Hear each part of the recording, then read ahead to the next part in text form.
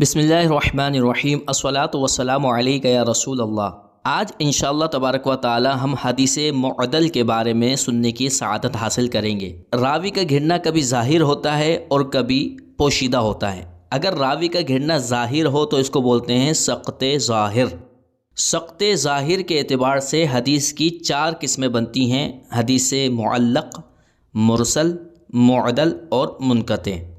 آج جو ہم قسم پڑھ رہے ہیں یہ تیسری اور چوتھی ہے، یعنی حدیث معدل اور حدیث منقطع۔ حدیث معدل کی تعریف یہ ہے کہ جس حدیث کی سند میں سے 2 یا 2 سے زیادہ راوی گھر جائیں، مگر شرط یہ ہے کہ وہ راوی مسلسل گھریں، لگاتار پے در پے گھریں۔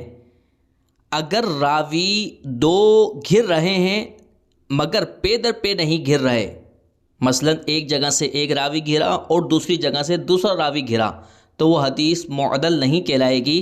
حدیث معدل کے لیے ضروری ہے کہ 2 راوی گھریں یا 2 سے زیادہ مگر پے در پے گھریں۔ پے در پے لگاتار مسلسل راویوں کا گھرنا ضروری ہے۔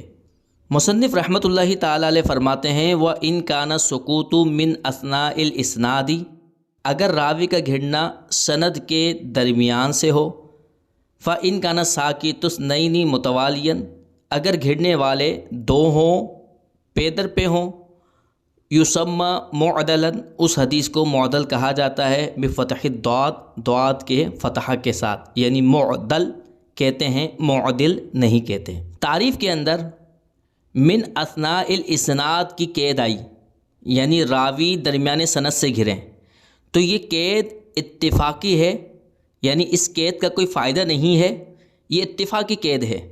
راوی 2 اگر ابتدائی سند سے گھریں پے در پے، جب بھی اس حدیث کو معدل ہی کہیں گے۔ درمیانے سند سے گھریں یا آخر سند سے گھریں، اس وقت بھی حدیث کو معدل کہیں گے۔ علماء کرام نے حدیث معدل اور معلق کے درمیان عموم خصوص من وجہن کی نسبت بیان فرمائی ہے، یعنی ایک ایسی مثال ہوگی جس میں حدیث معلق اور معدل دونوں جمع ہو جائیں گی، ایک ایسی مثال ہوگی جس میں معلق پائی جائے گی، ایک ایسی مثال ہوگی جس میں معلق پائی جائے گی، معدل نہیں پائی جائے گی، اور ایک ایسی مثال ہوگی جس میں معدل تو پائی جائے گی لیکن معلق نہیں پائی جائے گی۔ یعنی 3 مادہ ہوتے ہیں، ایک مادہ اجتماعی اور 2 مادہ افتراقی۔ مادہ اجتماعی کی مثال جہاں پر حدیث معلق اور معدل دونوں پائی جائیں، مثلا کسی حدیث کی سند کی ابتدا سے 2 راوی پے در پے حذف ہو جائیں تو وہ حدیث معلق بھی ہے، کیونکہ ابتدائی سند سے راوی حذف ہو رہے ہیں تو وہ حدیث معلق کہلائے گی۔ اسی طرح وہ حدیث معدل بھی کہلائے گی، کیونکہ پے در پے 2 راوی یا 2 سے زیادہ حذف ہو رہے ہیں۔ یہ وہ مثال ہے کہ جہاں پر معلق اور معدل دونوں پائی گئیں۔ دوسری مثال وہ حدیث کہ جس کی سند کی ابتدا سے کوئی ایک راوی حذف ہو جائے، تو یہ حدیث معلق تو ہوگی کیونکہ ابتدائی سند سے راوی حذف ہو رہا ہے، لیکن یہ معدل نہیں ہوگی۔ کیوں معدل نہیں ہوگی؟ کیونکہ اولاً تو 2 راوی حذف ہی نہیں ہو رہے، اور اگر 2 راوی حذف بھی ہو تو پھر لگاتار حذف نہیں ہو رہے، لہٰذا یہ حدیث معلق کہلائے گی، معدل نہیں کہلائے گی۔ تیسری مثال وہ حدیث کہ جس کی سند کے درمیان یا آخر سے 2 یا 2 سے زیادہ راوی پے در پے حذف ہو جائیں تو وہ حدیث معدل کہلائے گی، کیونکہ 2 راوی حذف ہو رہے ہیں یا 2 سے زیادہ اور پے در پے ہو رہے ہیں تو معدل کہلائے گی، لیکن معلق نہیں کہلائے گی۔ کیوں نہیں کہلائے گی معلق؟ کیونکہ معلق کے لیے ضروری ہے کہ ابتدائی سند سے راوی حذف ہو، یہاں پر ابتدائی سند سے راوی حذف نہیں ہو رہا، لہٰذا یہ حدیث معلق نہیں کہلائے گی بلکہ معدل کہلائے گی۔ سقط ظاہر کے اعتبار سے حدیث ضعیف کی 4تھی قسم المنقطع۔ وَإِن كَانَ وَاحِدًا، اگر گھرنے والا راوی ایک ہو، او اکثر یا ایک سے زیادہ ہو۔ اگر ایک سے زیادہ ہو تو قید ہے من غیر موضع واحد، ایک ہی جگہ سے نہ ہو، یعنی اگر ایک سے زیادہ راوی گھر رہے ہیں تو ایک ہی جگہ سے ایک سے زائد راوی نہ گھریں۔ یہ قید حدیث معدل کو حدیث منقطع کی تعریف سے نکالنے کے لیے لگائی گئی، کیونکہ حدیث معدل میں پے در پے مسلسل لگاتار راوی دو یا دو سے زیادہ گھرتے ہیں تو وہ حدیث معدل ہو جاتی ہے۔ منقطع حدیث وہ ہوتی ہے کہ جس میں راوی گھر جائے، ایک راوی گھرے یا ایک سے زائد۔ اگر ایک سے زائد گھریں گے تو اس کے اندر شرط یہ ہوگی کہ وہ ایک سے زائد راوی ایک ہی جگہ میں نہ گھریں بلکہ مختلف جگہ میں گھریں۔ مختلف علیحدہ علیحدہ جگہ میں اگر راوی گھریں گے، چاہے وہ ایک سے زائد ہی کیوں نہ ہو، تو وہ حدیث منقطع کہلائے گی۔ یسمى منقطعا، اس حدیث کو منقطع کہتے ہیں۔ مصنف رحمۃ اللہ تعالی علیہ نے یہاں پر یہ تعریف ذکر کی، لیکن اس تعریف کے اندر کچھ اور قیودات بھی آپ بڑھا لیں تاکہ حدیث منقطع، حدیث مرسل اور حدیث معلق سے جدا ہو جائے۔ اور وہ قید یہ ہے کہ ایک یا ایک سے زائد جو راوی گھر رہے ہیں، یہ ابتدائی سند سے بھی نہ ہو اور آخر سند سے بھی نہ ہو، کیونکہ اگر ابتدائی سند سے ہوں گے تو حدیث معلق کہلائے گی، اور اگر انتہائی سند سے ہوگی تو حدیث مرسل کہلائے گی۔ اور حدیث معدل کو تو من غیر موضع واحدین کی قید لگا کر مصنف نے خود ہی حدیث منقطع کی تعریف سے نکال دیا۔ آگے مصنف رحمۃ اللہ تعالی علیہ فرماتے ہیں وَعَلَى هَذَا يَكُونُ الْمُنْقَطِعُ قِسْمًا مِنْ غَيْرِ الْمُتَّصِلِ، اور اس تعریف کے مطابق حدیث منقطع جو ہے قسمًا مِنْ غَيْرِ الْمُتَّصِلِ، وہ غیر متصل حدیث کی ایک قسم بن جائے گی۔ یعنی غیر متصل حدیث کی دو قسمیں ہوں گی، ایک متصل جس کی سند متصل ہو، اور دوسری وہ حدیث جس کی سند غیر متصل ہو۔ اب غیر متصل جو ہوگی اس کے اندر چار قسمیں آ جائیں گی۔ اگر اول سند سے راوی گھرے گا تو معلق، آخر سند سے گھرے گا تو مرسل، اور اگر درمیان سے گھرے، درمیان سے، اور اگر دو یا دو سے زیادہ راوی پے در پہ گھریں تو حدیث معدل کہلائے گی۔ اور اگر اس کے علاوہ راوی گھریں، یعنی ابتدائی سند سے بھی نہ گھریں، انتہائی سند سے بھی نہ گھریں، اور پے در پے دو یا دو سے زیادہ راوی بھی نہ گھریں، اس کے علاوہ اگر راوی گھریں، چاہے وہ ایک راوی گھرے، ایک جگہ سے گھرے یا مختلف جگہ سے گھرے، تو وہ حدیث منقطع کہلائے گی۔ تو مصنف رحمۃ اللہ تعالی علیہ فرماتے ہیں کہ جو ہم نے یہ تعریف کی ہے حدیث منقطع کی، اس تعریف کے مطابق حدیث منقطع یہ قسم بنے گی حدیث غیر متصل کی۔ وقد یطلق المنقطع بمعنى غیر المتصل مطلقا شاملا لجمیع الاقسام۔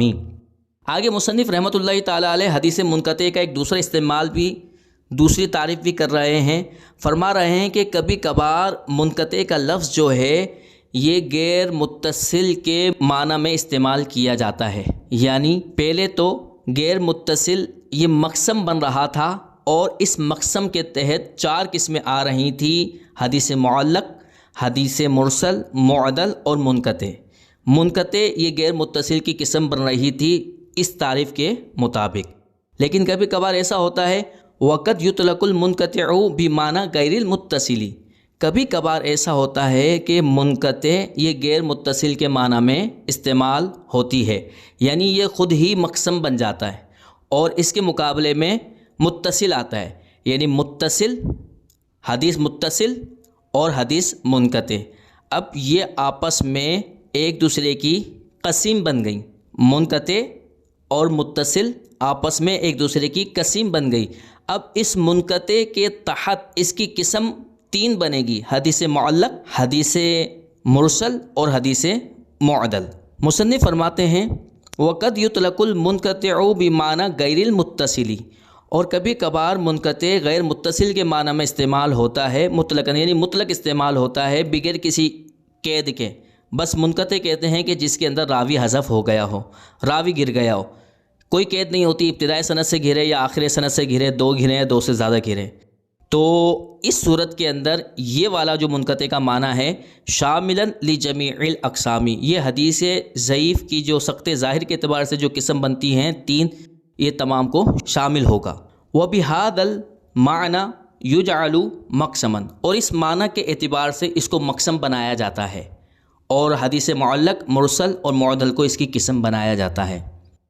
طریق معرفت الانقطاع، یہاں سے مصنف رحمۃ اللہ تعالی علیہ حدیث منقطع کے اندر جو راوی گھر جاتا ہے اس راوی کے گھرنے کی پہچان کا طریقہ بیان کر رہے ہیں کہ کس طرح پہچانا جائے کہ یہاں پر راوی گھرا ہوا ہے۔ اس کا طریقہ مصنف بیان فرما رہے ہیں، وَيُعْرَفُ الْإِنْقِطَاعُ وَسُقُوطُ الرَّاوِي بِمَعْرِفَةِ عَدْمِ الْمُلَاقَاةِ بَيْنَ الرَّاوِي وَالْمَرْوِيِّ عَنْهُ، اور انقطاع اور راوی کے گھرنے کو پہچان لیا جاتا ہے راوی اور مروی عنہ کے درمیان ملاقات کے نہ ہونے کی پہچان کے ذریعے، یعنی راوی اور مروی عنہ روایت کرنے والا اور جس سے وہ روایت کر رہا ہے شیخ، اس کے درمیان ملاقات ہی ثابت نہیں ہوتی۔ اچھا، اس عدم ملاقات کو کیسے پہچانا جاتا ہے؟ جب ملاقات ہی ثابت نہیں اور یہ روایت کر رہا ہے شیخ سے، تو لازماً اس کا نتیجہ یہ نکلا کہ اس روایت کرنے والے نے یہ حدیث ڈائریکٹ اس شیخ سے نہیں سنی، بلکہ کوئی واسطہ ہے جس واسطے کو اس روایت کرنے والے نے حذف کر دیا۔ تو یہاں پر راوی گھرا ہوا ہے، یہ آسانی سے پہچان لیا گیا عدم ملاقات کے ذریعے کہ راوی اور شیخ کے درمیان ملاقات ثابت نہیں۔ تو عدم ملاقات کے ذریعے انقطاع کو اور سقوط راوی کو پہچان لیا جاتا ہے۔ اب سوال یہ پیدا ہوتا ہے کہ عدم ملاقات کو کیسے پہچانا جاتا ہے؟ یہ کیسے پتہ چلے کہ راوی اور شیخ کے درمیان ملاقات نہیں ہوئی؟ تو اس کو بھی دو طریقوں سے پہچانا جاتا ہے۔ نمبر ایک، اما لعدم المعاصرتی، دونوں کا زمانہ ایک نہیں ہوتا۔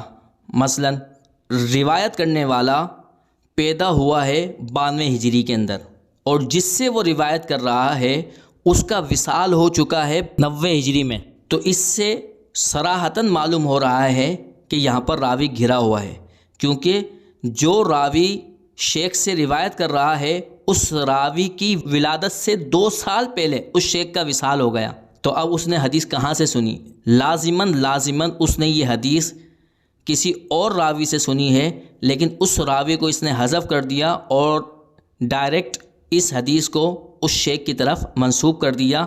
تو یہ عدم ملاقات کو پہچان لیا گیا عدم معاصرت کی وجہ سے، یعنی دونوں کا زمانہ ایک نہیں۔ یا اس عدم ملاقات کو کہ راوی اور مروی عنہ کے درمیان ملاقات نہیں ہوئی، اس عدم ملاقات کو پہچانا جاتا ہے عدم اجتماع کی وجہ سے۔ کیا معنی عدم اجتماع کا؟ یعنی دونوں کا زمانہ تو ایک ہے لیکن دونوں کی ملاقات ثابت نہیں ہوئی، جیسے کہ حضرت امام حسن بصری رحمۃ اللہ تعالی علیہ اور حضرت ابو ہریرہ رضی اللہ تعالی عنہما کے درمیان یہ بات بیان کی جاتی ہے کہ ان دونوں کا زمانہ ایک تھا، یعنی یہ آپس میں ایک دوسرے کے معاصر تھے، لیکن ان کا اجتماع نہیں ہوا، ایک ہی جگہ میں یہ جمع نہیں ہوئے، کیونکہ جب حضرت ابو ہریرہ رضی اللہ تعالی عنہ بصرہ کی طرف گئے تو امام حسن بصری رحمۃ اللہ تعالی علیہ مدینے میں تھے، اور جب امام حسن بصری رحمۃ اللہ تعالی علیہ بصرہ لوٹ کر آئے تو حضرت ابو ہریرہ رضی اللہ تعالی عنہ مدینے میں تشریف فرما تھے۔ تو زمانہ تو ایک ہے، لیکن زمانہ ایک ہونے کے باوجود ان دونوں کی ملاقات نہیں ہوئی۔ اب اگر حسن بصری رحمۃ اللہ تعالی علیہ حضرت ابو ہریرہ رضی اللہ تعالی عنہ سے حدیث روایت کریں گے تو لازماً وہاں پر کوئی نہ کوئی راوی ساقط ہوگا، گھرا ہوا ہوگا۔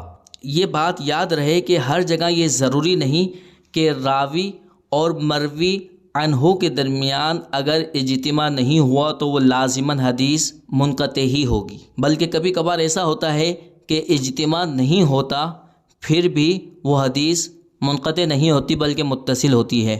مثلا شیخ نے اجازت دے دی اپنی مرویات کی کہ فلاں شخص کو جا کر کہہ دو یہ میری طرف سے تحریر ہے اور یہ میں اس کو اجازت دیتا ہوں کہ میری طرف سے وہ حدیث بیان کریں۔ اب دیکھیں، معاصرت ہے، زمانہ ایک ہے، لیکن ملاقات بھی نہیں ہوئی، عدم اجتماع کے باوجود بھی اب یہ جو اجازت شیخ نے دے دی ہے راوی کو، اس اجازت کی وجہ سے وہ حدیث متصل کہلائے گی، منقطع نہیں کہلائے گی۔ تو حدیث منقطع کے لیے ضروری ہے کہ یا تو عدم معاصرت ہو، اگر عدم معاصرت ہوگی وہ حدیث منقطع ہوگی، یا پھر عدم اجتماع ہو۔ لیکن عدم اجتماع کے اندر ایک اور شرط بھی ہوگی کہ شیخ نے راوی کو حدیث روایت کرنے کی اجازت نہ دی ہو۔ اگر تحریراً یا قولاً اجازت دے دی ہو کہ فلاں راوی کو کہہ دو فلاں شخص کو کہہ دو کہ میری طرف سے فلاں فلاں حدیثیں بیان کرے۔ اگر شیخ نے اس طرح کی اجازت روایت کرنے والے کو دے دی ہے تو اب اس صورت کے اندر عدم اجتماع کے باوجود بھی یہ حدیث منقطع نہیں ہوگی بلکہ متصل ہوگی۔ تو مصنف رحمۃ اللہ تعالی علیہ بیان فرما رہے ہیں کہ یہ عدم ملاقات کو پہچانا جاتا ہے معاصرت کے نہ ہونے کی وجہ سے اور اجتماع کے نہ ہونے کی وجہ سے، بحکمی علم تاریخی، علم تاریخ کے حکم لگانے کی وجہ سے۔ اب علم تاریخ ہے بہت بڑا، جس کے اندر بادشاہوں کا بھی ذکر ہے، گزشتہ واقعات کا بھی ذکر ہے۔ تو علم تاریخ ایک وسیع علم ہے، بہت ساری انواع، بہت ساری اقسام کو گھیرے ہوئے ہے۔ لہٰذا مصنف نے قید لگا دی کہ کون سے علم تاریخ سے یہ بات پہچانی جاتی ہے، وہ علم تاریخ المبینی جو کہ بیان کرنے والا ہے لموالد الرواتی و وفایاتہم، راویوں کی پیدائش کو بیان کرتا ہے اور ان کے وصال کی تاریخوں کو بیان کرتا ہے، و تعیین اوقات طلبہم و ارتحالہم، اور حدیث طلب کرنے کے وقتوں کو معین کرتا ہے کہ فلاں راوی فلاں شیخ کے پاس اس ہجری میں حدیث لینے کے لیے گیا، وارتحالہم، اور فلاں شاگرد فلاں استاد کے پاس اس سن کے اندر حدیث لے کر واپسی لوٹ کر آ گیا۔